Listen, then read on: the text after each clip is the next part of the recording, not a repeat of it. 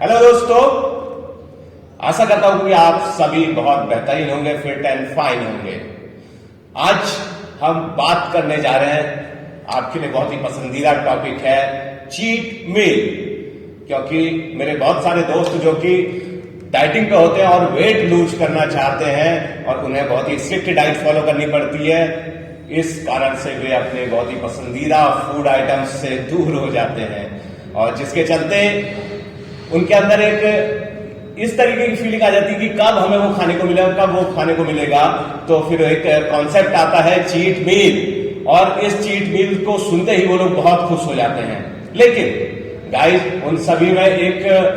भ्रम और भ्रांति बनी हुई है, डाउट बना हुआ है कि क्या चीट मील हमें लेना चाहिए, क्या ये चीट मील हमें वेट लूज करने देगा या उसमें हेल्प करेगा, या फिर हमारे वेट लूज में हमने जितना भी टारगेट अभी तक अचीव किया था क्या उसे ये बीच में ही तोड़ देगा, क्या हमारा ये वेट फिर से गेन करा देगा। हम चीट मील लें या नहीं, और लें तो फिर कैसे लें, कितनी फ्रिक्वेंटली लें, या फिर पूरा चीट डे लें। तो गाइस, इसी पे हम आगे बात करने जा रहे हैं और आपकी जानकारी के लिए मैं यहां पर बता देना चाहूंगा कि ये चीट मील, जिसको बहुत ज्यादा चीट मील के तौर पर यूज किया जा रहा है, मैं यहां पर संशोधन करना चाहूंगा कि इसको चीट मील ना कह करके हम ट्रीट मील के तौर पर यूज करें। गाइस, आप समझ ही गए होंगे कि मैं कहने जा रहा हूं कि now you should allow yourself to have treat. Guys, आप सभी अपने वेट लूज प्लान के साथ, बहुत सारी रिसर्च इस फील्ड पे हो चुकी है जो कि हमें बताती है कि आप जिसे चीट मील कह रहे हैं, यानी कि मैं इसे ट्रीट मील कह रहा हूं, कि ये ट्रीट मील ले सकते हैं और इसके साथ अपने वेट लूज प्लान को भी साथ में चला सकते हैं। वेट लूज करने में इवन ये हेल्प कर रहा है। कैसे हम बात करते हैं गाइस, मेनली हमारा जो बॉडी के अंदर फिजियोलॉजिकल प्रोसेसेस होती हैं उससे भी ज्यादा जरूरी हमारी साइकोलॉजिकल प्रोसेस है। एक पॉइंट यहां पर आप नोट करेंगे, जब हम एक बहुत ही स्ट्रिक्ट डाइट प्लान में चल रहे होते हैं, हमने वेट लूज करना है और बहुत टाइम से बहुत कैलकुलेटेड डाइट, कैलकुलेटेड कैलोरीज हम खा रहे हैं और हमारी बॉडी हमेशा क्राइविंग में रह रही है, तो कई दिनों तक जब हम इस प्लान को फॉलो करते जा रहे हैं तो क्या होता है कि हम बहुत बोर्डम में आ जाते हैं। हमें लगता है रोज एक सी डाइट, हमें ये खाना चाहिए था, और हम एक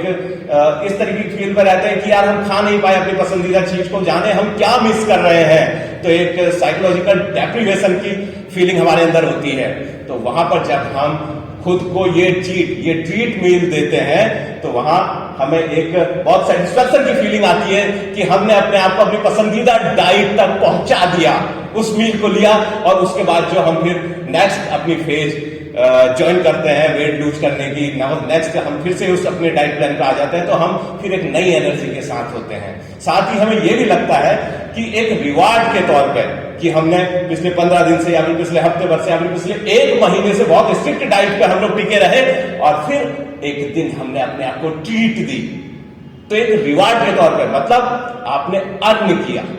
मतलब यहां पर आपने उस डाइट को अर्न किया पिछले महीने भर, 15 दिन या फिर 1 हफ्ते तक उतनी स्ट्रिक्ट डाइट पे चल के इतनी मेहनत करने के बाद। तो ये साइकोलॉजिकल फीलिंग आपके अंदर एक पॉजिटिव एनवायरनमेंट क्रिएट करती है जो आपके वेट लूज प्लान को फिर से बेहतरीन कर देता है, साइकोलॉजिकल।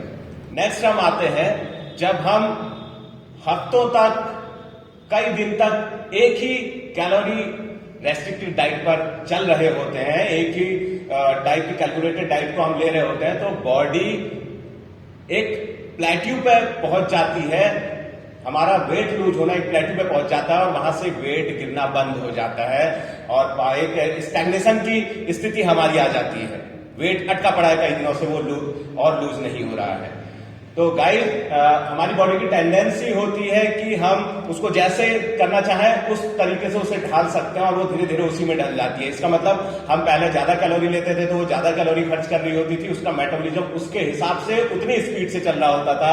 अब जब हम कम कैलोरी डाइट पर बहुत दिनों से चल रहे हैं तो हमारी बॉडी उसके लिए यूज टू हो चुकी है और उसने धीरे धीरे अपने मेटाबॉलिज्म को उसी के लायक बना दिया है, तो वेट लूज होना बंद हो गया। तो यहां पर गाइस हमें फिर से उस चीट या फिर उस ट्रीट मील की जरूरत होती है जो इस प्लेट्यू को ब्रेक करे। तो इस प्लेट्यू को ब्रेक करने के लिए हमें उस चीट या फिर उस ट्रीट मील की जरूरत होती है, जब हम इसे वीकली या फिर 15 दिन बाद या फिर महीने भर बाद इसे अपनी डाइट में शामिल करते हैं, तो वो उस प्लेट्यू को ब्रेक करता है और हमारा मेटाबॉलिज्म उसके बाद फिर से एक शॉक लेता है, कंफ्यूज होता है और फिर एक ऐसी कंडीशन में आ जाता है कि हमें उसका बेनिफिट मिलता है चीट मील का और हमारा वेट फिर से स्पीड से लूज होने लग जाता है। तो यहां पर हमें चीट मील लेने की जरूरत पड़ती है। साथ ही ये इस तरीके से भी फायदा करता है कि हमारे अंदर एक लैप्टिन नाम का जो एंटी स्टार्वेशन के लिए हॉर्मोन्स होता है, जो कि हंगर के मैसेज को ब्रेन तक भेजता है, उस एंटी स्टार्वेशन हार्मोन लैप्टिन को भी ये इंक्रीज करता है और इसको इंक्रीज करने की वजह से भी हमारे मेटाबॉलिज्म को फिर फास्ट करता है, जिससे हमारा वेट लूज होता है।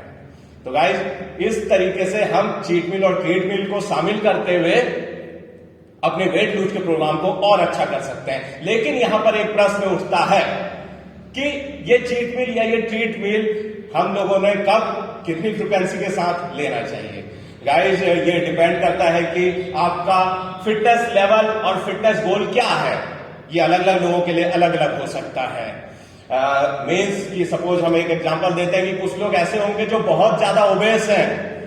और इतने ओबेस हैं तो उनके लिए आप समझ सकते हैं कि चीट मील की कितनी जरूरत होगी। ऑलरेडी वे पता नहीं कितने सालों से अपने साथ चीटिंग ही करते आ रहे हैं या फिर खुद को ट्रीट ही करते आ रहे हैं, इसीलिए वो इस जगह पर पहुंचे हैं। तो गाइस, उनके लिए बहुत लंबे समय बाद चीट मील की, पहले वो एक फिटनेस का लेवल अचीव तो कर लें या फिर भी हमें ऐसा लगता है कि वो एक ओबेस वाली कंडीशन में है, तो हम उन्हें रख सकते हैं कि वो महीने में एक बार अपने को ट्रीट मील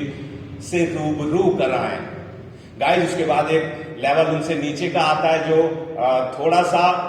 फिट है, एक एवरेज फिटनेस है जिनकी, और वो वेट लूज प्लान पे स्टिक कर रहे हैं, कैलोरी रेस्ट्रिक्टेड डाइट ले रहे हैं। तो गाइस, वो लोग 15 दिन में एक बार चीट मील या फिर ये ट्रीट मील से अपने को रूबरू करा सकते हैं। और उसके बाद हम बात करते हैं जो बहुत ही अल्ट्रा फिटनेस लेवल के लोग हैं, वे वीकेंड्स में अपने इस चीट मील या फिर ट्रीट मील को शामिल कर सकते हैं, अपने को रूबरू करा सकते हैं और अपने